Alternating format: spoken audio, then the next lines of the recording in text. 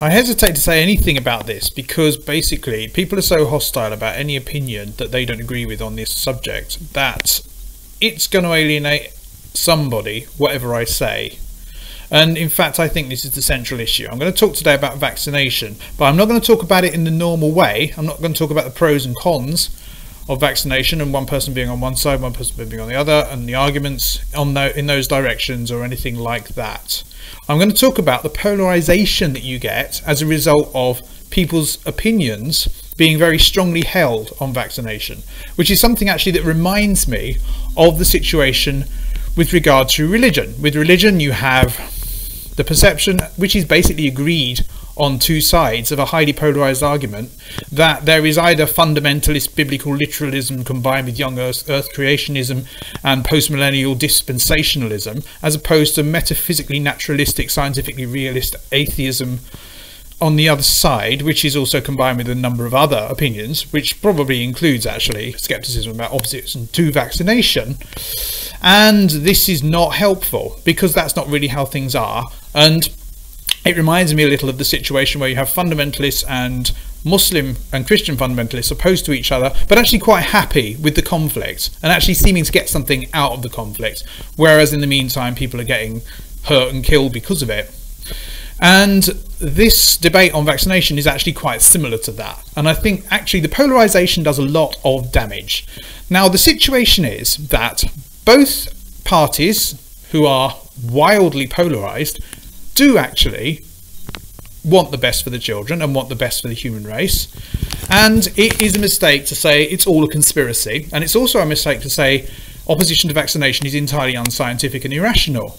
Both of those positions are just straw men, and they don't get anywhere towards the middle situation where both parties might actually get somewhere through compromise.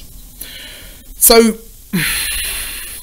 on the one hand, this whole situation is actually much worse than the actual problem with vaccination, either not vaccinating enough children or using the wrong kind of vaccines, or vaccinating when it doesn't actually protect you from anything, or either of those arguments. It's actually a lot worse that you have this simplistic polarized situation. And so I am going to offer some opinions, but I want people really to listen to each other. And actually, in a sense, my opinions are not that important. They're what I think about vaccination, but they're not the same as other people's.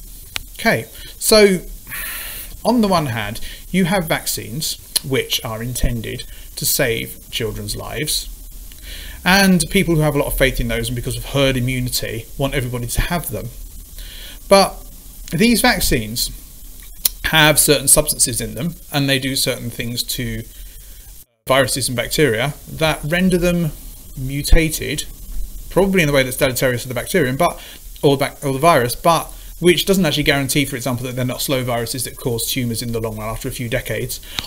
And also, the substances that put them in them, let's take an uncontroversial one, egg protein. Why are you putting something in a vaccine which is likely, being a non-self antigen, to cause an allergic reaction in some way or other, when that's actually not necessary? And if you were to do that, it would actually bring a lot more people into the fold, and a lot more people would be happy about it if you actually did something like remove the thimerosal or the formaldehyde or the egg protein from your vaccines. But no, that doesn't happen because you're not prepared to listen to people's concerns, and you're basing it on what you fallaciously consider to be a rational decision, whereas in fact what it's doing is stopping people from getting vaccines, which is not what you want. And I don't know why you do that. So that's on the one hand. And the other thing is, I actually think that there is a way of doing it, which I think is basically to encourage alpha globulins in the respiratory system, because most of the things that are vaccinated against are in fact respiratory infections or passed by droplet infection. So I think really that's how you do it. And the way you would do that would be to do it by nebulizer. But that's not done. It's done by injection, which doesn't encourage alpha globulins and doesn't encourage the protection of the mucous membranes. I don't know why you do that. To me, that seems irrational.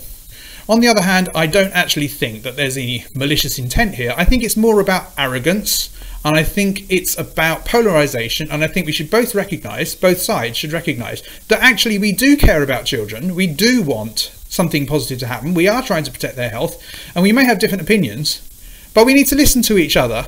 And that's actually more important, because the kind of conflict that you get normally is actually more about the conflict, and it's more about wanting to have a confrontational position and a self-aggrandizement and that kind of thing, rather than actually caring about children and recognizing that each of us are human beings with genuine concerns. And it's awful. And if you like this video, please rate, comment and subscribe. If you dislike this video, please tell me so I can improve, and I'll see you tomorrow.